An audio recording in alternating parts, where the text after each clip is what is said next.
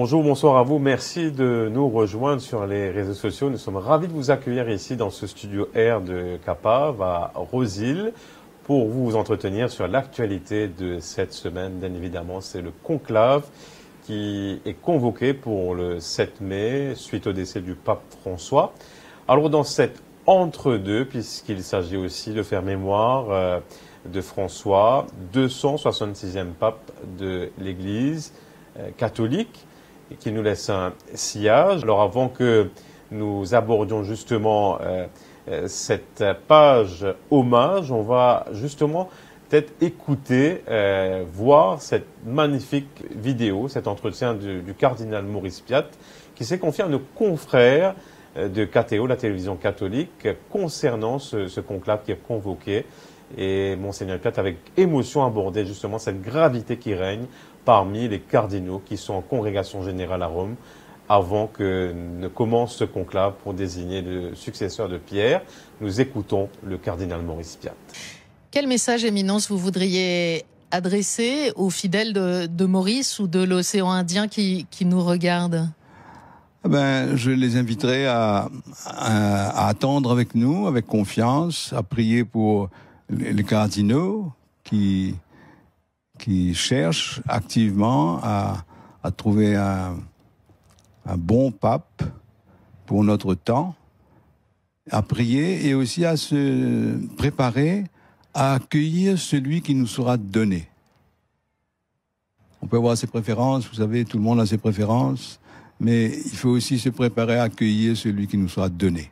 Alors cette semaine, nous vivons un temps fort en l'Église avec le conclave qui est annoncé pour le 7 mai, qui va donc succéder à Pierre sur le siège apostolique de Rome, qui va présider dans la charité toutes les églises à travers le monde. Nous le saurons à l'issue de ce conclave avec ce collège cardinaliste très divers.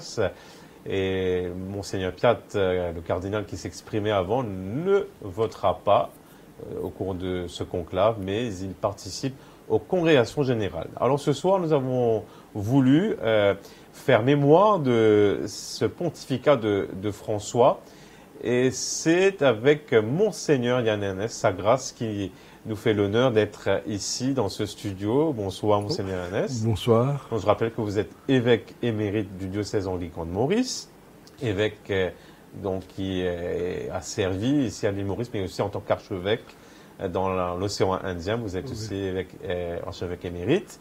Et puis vous revenez du centre anglican de Rome, où vous avez servi en tant que directeur pendant plus de 5 ans.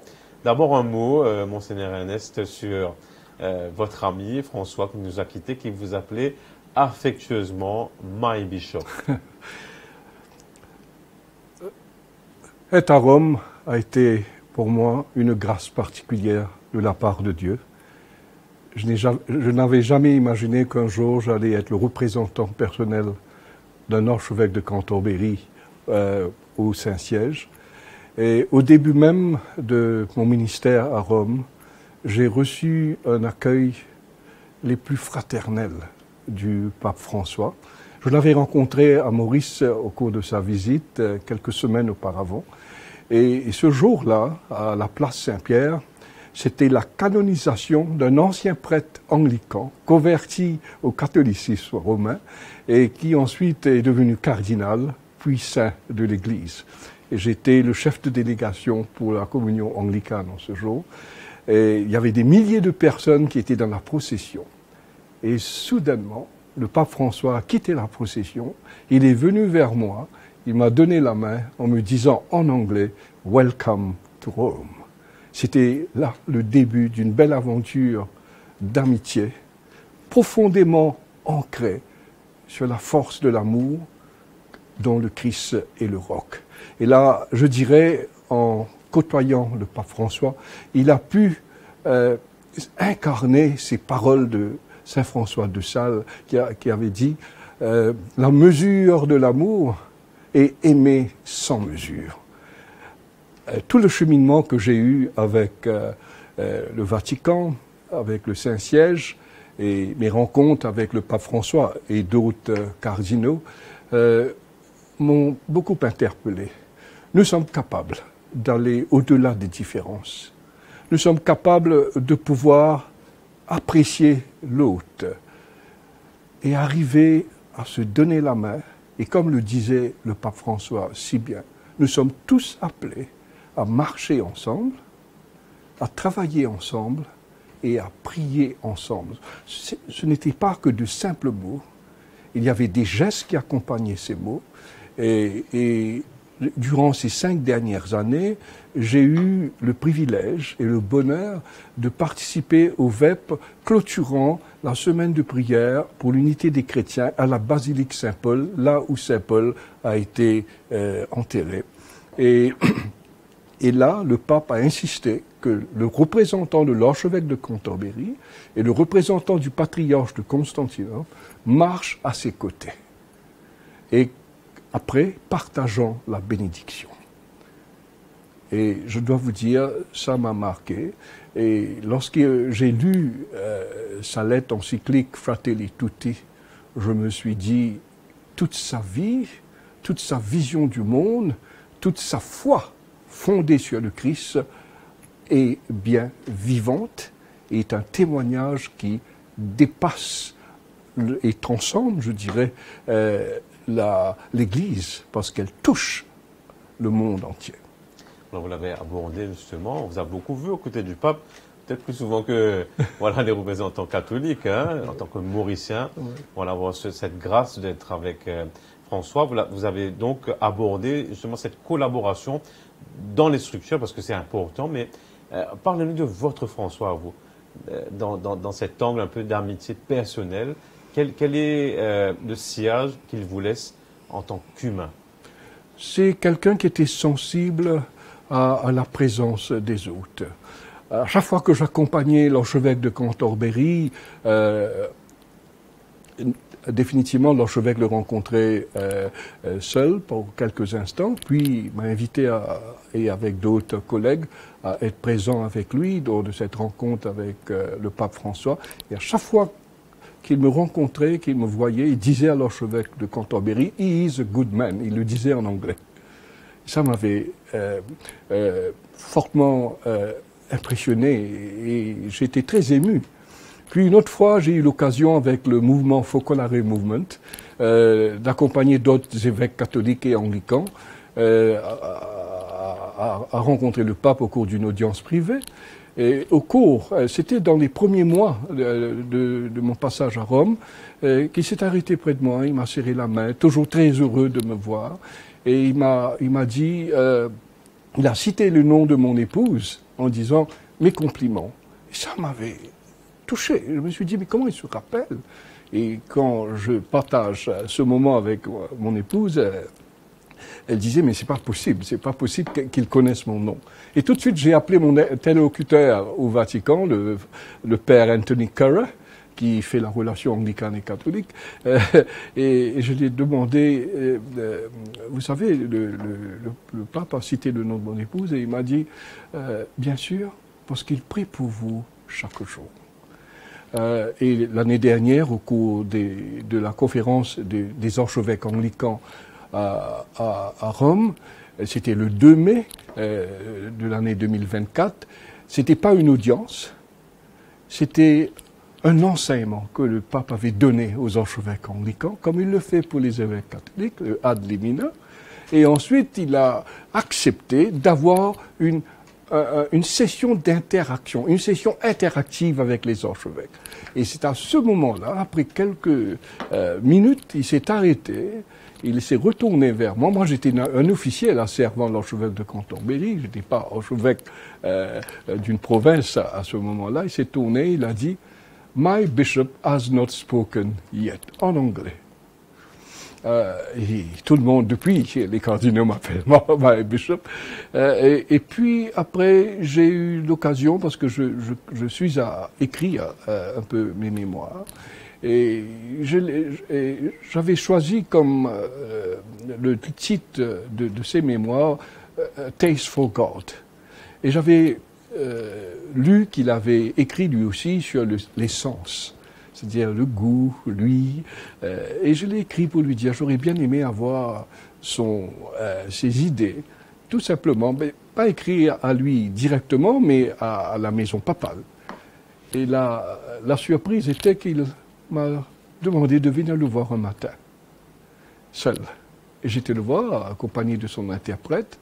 Et il m'a bien reçu, je lui ai donné des chocolats qui ont été faits spécialement pour lui par un artisan chocolatier qui servait, dont la famille avait servi les rois et les reines de la Savoie, qui date depuis le XVe siècle. Alors il était très très heureux de recevoir ces chocolats. Et puis on a commencé à parler.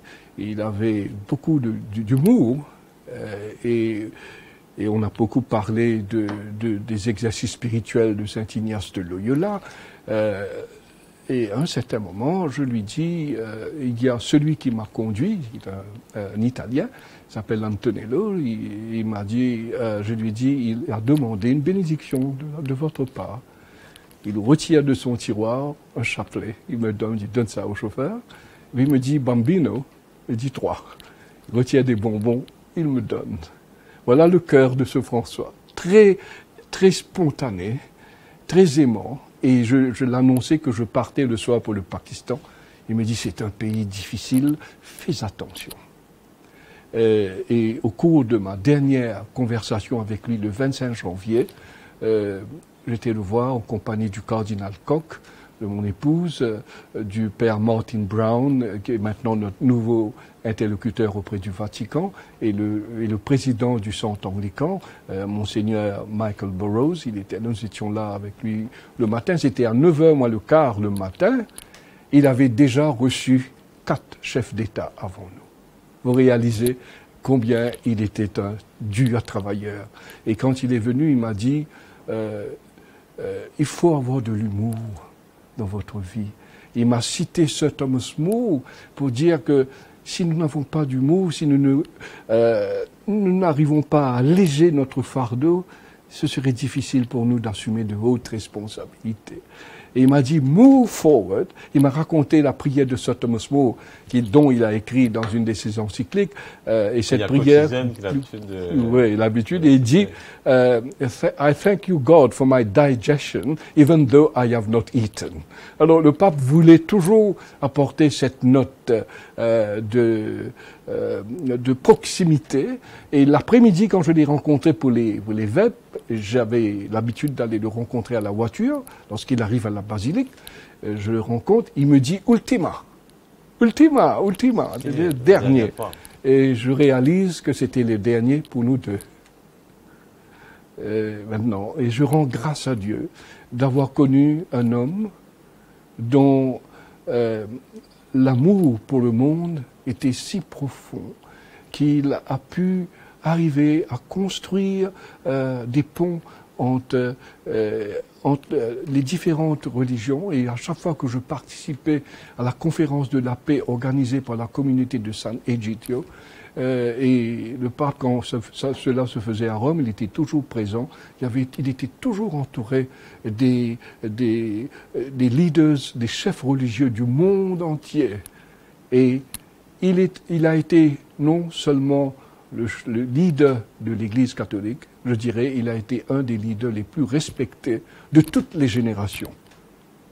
Un leader qui puisse, je dis bien leader, parce que les gens étaient inspirés par sa démarche d'aimer sans mesure. Aimer sans mesure. Votre grâce, vous avez cité François de Sales, mais comment ne pas citer aussi Saint François d'Assise, qui a été l'inspiration même de son pontificat, avec le nom qu'il a choisi. Bien sûr. C'est une bonne manière aussi, vous l'avez cité, d'aborder toute cette question du dialogue interreligieux, l'œcuménisme. Diriez-vous que ce sont des voies qu'il faut emprunter pour que nous ayons un témoignage fidèle dans ce monde qui est en crise? Oui. En ce qu'il s'agit de l'interreligieux, vous savez, nous avons un dicaster pour l'interreligieux. Il y a beaucoup de choses qui se font, beaucoup de documents sont écrits, mais il n'y a pas que les documents. Et avec le pape François, sa visite en Indonésie a surpris beaucoup de personnes. Sa visite à Abu Dhabi est extraordinaire. C'est un homme de rencontre. C'est un homme qui ne croit pas dans des dialogues formels seulement. Il croit que la rencontre, la présence est importante. Et c'est quelqu'un pour qui l'écuménisme n'est pas simplement une activité ponctuelle ou une activité régulière pour dire nous sommes arrivés à être ensemble, prier ensemble une fois, 2 fois par an. Non. Il demande que ce soit un écuménisme spirituel, un écuménisme de sang, c'est-à-dire de témoignage, et un écuménisme relationnel. Vous m'avez parlé du pape François avec moi, eh bien, nous deux, nous avons pu développer ensemble, avec l'ensemble du corps anglican et catholique, un écuménisme relationnel, construit sur le besoin de reconnaître l'autre, construit sur cet amour du Christ qui demande à passer à l'autre rive. L'évangile d'aujourd'hui, pour l'Eucharistie aujourd'hui, nous parle que le Christ passe à l'autre rive. Il nous faut être capable de nous dépasser, d'arriver à faire briller cette présence du Christ. Voyons un petit peu les funérailles du pape François. Qui était présent ce jour-là? J'ai été impressionné par le nombre de jeunes. On dit que les jeunes ne sont plus intéressés avec l'Église, mais ils sont prophétiques, ils sont intéressés avec le modèle qui leur est présenté. Si le modèle est authentique, si le modèle est un modèle ouvert, c'est un modèle qui rafraîchit, eh bien, la formalité, je dirais, fond un petit peu au soleil et donne place à la spontanéité. Toute relation spontanée crée de belles amitiés. Alors, présent également ce jour-là, pour les funérailles du pape François, vous avez suivi, mais aussi les chefs d'État, les représentations des différentes religions, dont l'Église anglicane, bien évidemment. C'est dire aussi que l'Église, aujourd'hui, dans ce monde où nous sommes, a un témoignage à apporter sur la question du leadership, du bien commun. Pape François a beaucoup insisté sur cette question de maison commune, d'amitié sociale, etc. En 2021, j'avais organisé avec le dicaster pour la promotion de la dignité humaine, dont le cardinal Turkson était le préfet à cette époque. Nous avions organisé dans le sillage de COP26 qui avait avoir lieu en Écosse, une grande conférence internationale. C'était fait au dicaster. Et le pape avait envoyé un message. L'archevêque de Cantorbéry avait envoyé un message. Nous avions toutes les forces vives des deux églises, anglicanes et catholiques. Et ça a duré 3 heures de temps.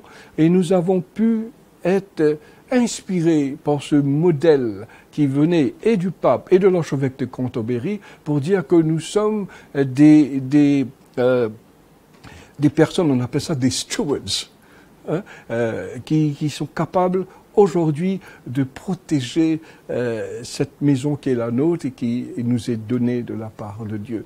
Alors, l'environnement n'est pas simplement une discussion politique, elle nous concerne tous et le pape François a donné le ton pour Laudato Si.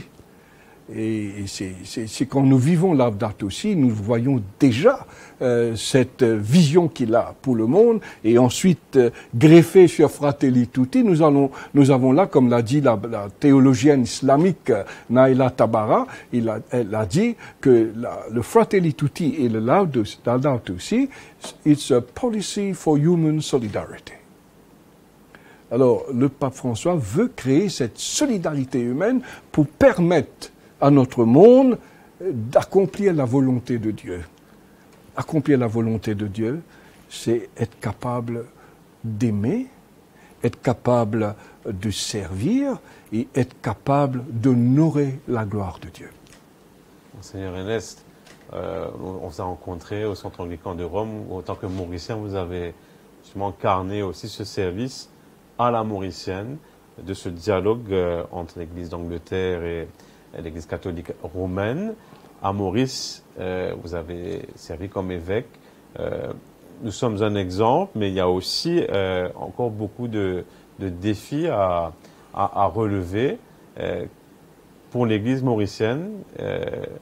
Comment continuer ce chemin? Le mot-clé dans toute relation est le mot hospitalité. Et l'hospitalité mauricienne est légendaire, ce qui a fait la richesse de l'industrie touristique en Maurice. Je prie que nous ne le perdons pas. Et je me rappelle qu'à chaque fois qu'on faisait des choses au centre anglican, à chaque fois, ceux qui venaient disaient « This is an islander's hospitality ». L'hospitalité doit être authentique. Ce n'est pas simplement recevoir, donner à manger, à boire. Un simple sourire, un simple geste, de tendre la main. Et je dirais que nos églises ici, dans cette société multiculturelle, multireligieuse, je dois dire qu'à Maurice, l'église est respectée. On attend ce que l'église donne, trace la voie. Et nous ne pouvons pas tracer la voie si nous-mêmes ne sommes pas capables de nous regarder, de nous donner la main et d'exercer cet esprit d'hospitalité. Nous sommes différents, nous sommes tous différents. Dans notre famille, nous avons des différences. Mais l'amour est le ciment par excellence. L'amour n'est pas un sentiment, c'est un ordre. Aime Dieu de tout ton cœur, de toute ton âme, de toute ta force, et aime ton prochain comme toi-même. C'est un ordre. C'est l'ordre du Christ. Alors, je pense que nos églises ont déjà fait de grands pas, mais nous avons encore un chemin à vivre et à suivre. C'est la route du pardon, la route de la réconciliation et la route de la mission.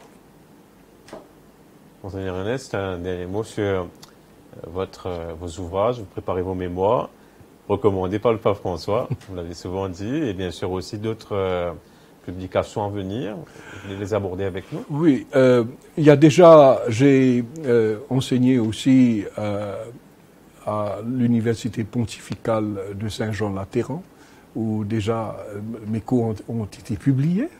J'ai présenté un papier à l'Institut catholique de Paris et là aussi ce que j'ai présenté a été publié. J'ai présenté un papier pour les catéchètes du diocèse de New Jersey au Vatican, organisé par le Lay Center, qui est un centre écuménique catholique à Rome, et ça aussi a été publié. Et là, vous savez, j'ai écrit des méditations pour toutes les semaines de prière depuis que j'étais à Rome pour l'unité des chrétiens, je compte les publier, et je compte aussi récemment, pour tous les jours du carême, j'ai écrit une méditation, et ces méditations transcendent le temps du carême. Alors, je crois que ce sont là des choses que je voudrais apporter, mais non seulement écrire mes mémoires, parce que je n'ai pas l'intention de me projeter de l'avant ou de me rendre présent, c'est simplement partager la joie que j'ai eue en servant Dieu et la joie d'avoir été gratifié par Dieu pour arriver à construire des petits ponts qui nous permettent de posséder une joie profonde qui nous permet d'aller au-delà des épreuves que nous puissions rencontrer. Votre grâce, Monseigneur Ernest, merci beaucoup. On pourrait résumer ceci avec ce que vous avez dit, avec on va dire ce motto, ce qu'a beaucoup promu le pape François dans Evangelii Gaudium, c'est cette joie de l'évangile. Oui. Merci à vous. Merci beaucoup de m'avoir reçu, mais je dirais, soyez assurés de ma prière alors que l'Église catholique, à travers les cardinaux, se réunit en conclave. Dieu ne faillit jamais à sa tâche. Il saura donner celui qui pourra continuer à servir l'Église avec les mains du Christ, les pieds du Christ et les paroles du Christ. Et nous sommes appelés, nous aussi, à accueillir ce pape qui nous sera donné à l'issue de ce conclave qui est convoqué pour le 7 mai. Nous avons beaucoup prié, comme nous y a invité donc, le cardinal Maurice Fert. Et maintenant, votre grâce, Monseigneur Ernest, merci à vous. Et bien évidemment, nous allons vous entretenir sur les progressions de cette semaine exceptionnelle. C'est important pour nous d'aborder justement ce sillage que nous laisse le pape François, bien sûr, l'entrée en conclave, avec un invité qui a eu la joie de collaborer, un Mauricien, qui a été au plus près du Vatican, avec cet angle œcuménique. Merci à vous, Monseigneur Ernest. Merci beaucoup. Voilà, restez branchés sur les réseaux sociaux. Nous allons donc aborder toute cette semaine ce conclave qui arrive avec des interviews et bien sûr des réactions à l'issue de ce conclave. Nous saurons qui va donc succéder à Pierre en tant que pontife pour continuer ce travail de marcher ensemble comme nous y a invité le pape François dans son pontificat. Merci à vous et à très bientôt. Je remercie bien évidemment Christophe, Bertie et Abel qui étaient là pour la réalisation de ce programme. À très bientôt sur les réseaux sociaux.